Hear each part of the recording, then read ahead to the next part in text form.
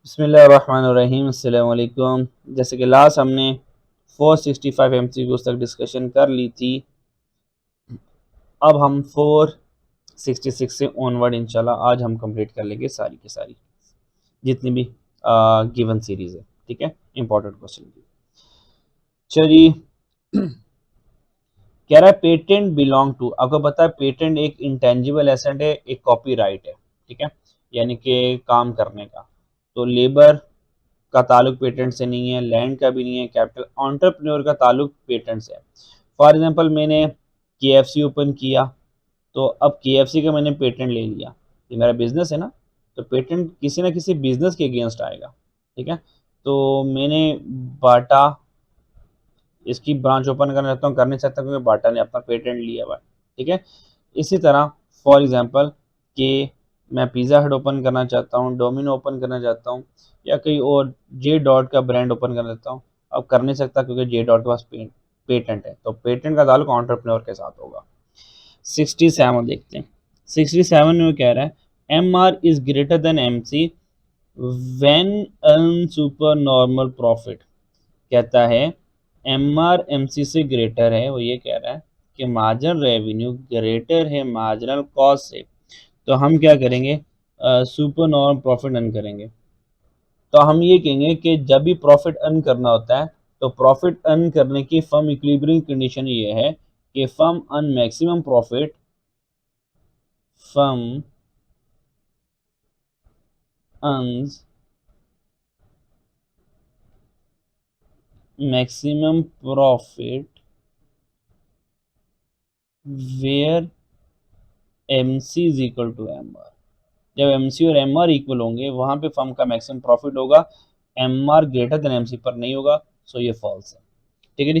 तो 68 देखते हैं। Classical economist does not belong to, अभी मैं उसके ऊपर अच्छी खासी डिबेट करके आया था। क्लासिकल इकोनॉमिस्ट कहते हैं हमारा डिमांड से कोई हमारा डिमांड से कोई लेना देना नहीं है। क्लासिकल इकोनॉमिस्ट फोकस करते हैं, क्लासिकल इकोनॉमिस्ट अगर ये लिखा है डज नॉट, तो फिर आंसर ये डिमांड वाला। क्लासिकल इकोनॉमिस्ट डिमांड के ऊपर फोकस नहीं करते। हो सकता है एग्जाम में थोड़ा सा यू टर्न ले ले, वो डज नॉट, वो इसको निकाल दें। क्लासिकल इकोनॉमिक्स बिलोंग टू, फिर आपने कहना सप्लाई। क्लासिकल इकोनॉमिक्स का सारा फोकस सप्लाई के ऊपर होता है, प्रोडक्शन के ऊपर होता है। ठीक है जी, ये बात याद रखनी है। सो रट्टा नहीं लगाना आपने MCQs को। 69 देखते हैं जनाब। The overall function of controlling monetary policy is based on. कहता है अगर हमने मॉनिटरी पॉलिसी को ना लमसम ओवरऑल कंट्रोल करा जाते हैं, तो सबसे ज़्यादा ताकत किसके पास है मॉनिटरी पॉलिसी को कंट्रोल करने की? Money supply, interest rate, inflation, government expenditure. तो मॉनेटरी पॉलिसी में सबसे ज़्यादा जान होती है मनी सप्लाई और इंटरेस्ट रेट दोनों में, क्योंकि ये दोनों मॉनेटरी पॉलिसी यानी कि सेंट्रल बैंक के तीन टूल होते हैं। नंबर वन मनी सप्लाई को इस्तेमाल करता है, नंबर टू वो क्रेडिट को यानी कि उधार कितना देना है, और number three rate of interest. और इन सब में से जो जीता है तगड़ा है रेट ऑफ इंटरेस्ट। तो अगर ये दोनों कंपैरिजन पर आएंगे तो रेट ऑफ इंटरेस्ट जीत जाएगा। तो rate of interest overall controlling the monetary policy. 70 which good have elasticity of demand is positive and less than one. तो किस गुड की इलास्टिसिटी ऑफ डिमांड पॉजिटिव है और वो लेस देन वन भी है? तो लेस देन वन का मतलब होगा इन इलास्टिक। ठीक है, तो देखते हैं इन इलास्टिक कहाँ पर है। In elastic, in elastic, in elastic, elastic है। चलो ये तो एक तो कम होना, रश कम हुआ ज़रा। अब बाकी ज़रा हम क्या कर लेते हैं, सिलेक्ट कर लेते हैं। अच्छा जी, elasticity of demand by default आपको पता है कि इलास्टिसिटी ऑफ डिमांड में प्राइस इलास्टिसिटी ऑफ डिमांड है, और अगर पॉजिटिव है तो नॉर्मल गुड जो है उसकी प्राइस इलास्टिसिटी ऑफ डिमांड क्या है, पॉजिटिव होती है। तो इन इलास्टिक नॉर्मल ढूंढना है, इन इलास्टिक और नॉर्मल। इसका मतलब यही मेरा क्या है, सॉरी गलत हो गया। प्राइस इलास्टिसिटी ऑफ डिमांड जो पॉजिटिव होती है वो नॉर्मल की नहीं होती, वो गिफन की होती है ना। गिफन की, गिफन गुड की price elasticity of demand positive होती है। प्राइस ज़्यादा होने से गिफन की डिमांड ज़्यादा होती है। तो गिफन और इन इलास्टिक नॉर्मल ये भी नहीं, इन इलास्टिक इंफीरियर ये भी नहीं, इन इलास्टिक गिफन मिल गया, delta is the right option. अच्छा जी, नेक्स्ट देखते हैं।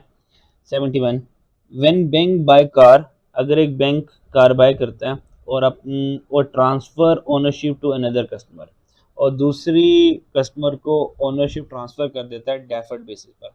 अब देखें ये वही वाला है मुदारबा वाला केस कि अब यहाँ पे थोड़े से वर्ड चेंज कर लिए, bank buy asset and sell to customer, ये नहीं लिखा, bank buy car transfer ownership to another customer on deferred basis is called मुदारबा। तो ये भी कॉन्ट्रैक्ट ऑफ सेल ही है, तो कॉन्ट्रैक्ट ऑफ सेल हमें पता है मुदारबा होता है। ठीक है जी, जितनी मर्जी लफ्ज़ों को घुमा फिरा लें, हमारे कॉन्सेप्ट हिलने वाले इंशाल्लाह नहीं है। 472 देखते हैं आप। 472 में वो कहता है in long run perfect competition अन, अच्छा जी, कहता है परफेक्ट कंपटीशन लॉन्ग रन में हमें पता है नॉर्मल प्रॉफिट अर्न करते हैं, तो बहुत मशहूर सी बात है। ठीक है। 473 which type of product are excluded from GDP, बताएं जीडीपी में हम किस तरह की प्रोडक्ट को एक्सक्लूड करते हैं। फाइनल प्रोडक्ट को एक्सक्लूड करते हैं नहीं, जीडीपी तो होता ही फाइनल प्रोडक्ट का। मनी वैल्यू जीडीपी में लेती है, मनी वैल्यू है। इंटरमीडिएट गुड को जीडीपी में हम शामिल नहीं करते, जीडीपी में हम फाइनल प्रोडक्ट को शामिल करते हैं। तो exclude from GDP is the intermediate good. ठीक है जी, न्यूली प्रोडक्ट भी जीडीपी में शामिल होती है। 474 देखते हैं जनाब। एमपीसी 0.75, एमपीएम 0.25, कहता मल्टीप्लायर बताओ क्या। तो हमने कहा मल्टीप्लायर का फॉर्मूला है 1 डिवाइडेड बाय एमपीसी। एमपीसी कितना है 0.75 और एम कितना इंपोर्ट 0.25। ठीक है। अच्छा जी, नॉर्मली बच्चे क्या करेंगे, एमपीसी को उठा के यहाँ पे लिख देंगे, ये लिख देंगे, तो ये टोटली गलत हो जाएगा। ठीक है, क्योंकि मुझे बच्चों एमपीसी नहीं चाहिए होता, यहाँ पे मुझे विड्रॉल इकट्ठे करने ना, तो मुझे एमपीसी नहीं, मुझे एमपीएस चाहिए। तो अगर एमपीसी 0.75 है तो यहाँ से एमपीएस कितना होगा, दैट इज 0.25, क्योंकि हमें पता है कि MPC plus MPS equal to 1 होता है, तो ये मुझे चाहिए 0.25। तो मल्टीप्लायर कैलकुलेट करने के लिए what is the marginal propensity to save 0.25 and what is the import 0.25, तो दैट इज द 5, तो 1 डिवाइड बाय 5 आंसर इज 2, तो 2 इज माय मल्टीप्लायर। ठीक है जी। अच्छा जी, where is 2, where is 2। 75 which one is lagging economic indicator, बताएं इनमें से कौन सा लैगिंग जो है वो इकोनॉमिक इंडिकेटर है। आपको पता है जो लैगिंग इकोनॉमिक इंडिकेटर है, तीन तरह के इंडिकेटर होते हैं। एक को कहते हैं लीडिंग इकोनॉमिक इंडिकेटर, ये फ्यूचर के बारे में बताता है, फ्यूचर में इकोनॉमी कहाँ जाएगी। ठीक है। एक होता है हमारे पास कोइंसिडेंट इकोनॉमिक इंडिकेटर, ये प्रेजेंट सिचुएशन बताता है किसी भी इकोनॉमी की। एक होता है lagging economic indicator, lagging economic indicator past history के बारे में बताता है किसी भी इकोनॉमी। अच्छा जी, तो बताएं इनमें से कौन सा लैगिंग इकोनॉमिक इंडिकेटर है। तो लैगिंग इकोनॉमिक इंडिकेटर इसमें से हमारे पास जो बनेगा वो इंटरेस्ट रेट बनेगा। जो इंटरेस्ट रेट है ये हमारा लैगिंग इकोनॉमिक इंडिकेटर है। ठीक है जी, बाकी बुक से देख लीजिएगा। बाकी last MCQs, a prolong phase of deflation, अगर डिफ्लेशन बहुत लंबे अरसे तक रह जाए तो वो डिफ्लेशन ऑटोमेटिकली कन्वर्ट हो जाएगी डिप्रेशन में। ठीक है जी। तो इसी तरह का स्टूडेंट जितने भी हमारे न्यू क्वेश्चन थे वो अल्हम्दुलिल्लाह हमने डिस्कस कर लिए। ठीक है, अगर कोई भी आप लोगों को प्रॉब्लम हो, ठीक है, तो this is my WhatsApp number, आप इस व्हाट्सएप नंबर पर मुझसे पूछ सकते हैं, मुझसे कोई गाइडेंस ले सकते हैं। ठीक है, इकोनॉमिक रिलेटेड कोई भी इशू तो वो डिस्कस कर सकते हैं। ठीक है, आप दुआ है कि अल्लाह ताला आपके सारे के सारे पेपर पास फरमा दें, और जिस मकसद के लिए आप ये पढ़ाई कर रहे हैं अल्लाह ताला जल्द अज जल्द इस मकसद में आपको कामयाबी अता फरमाए।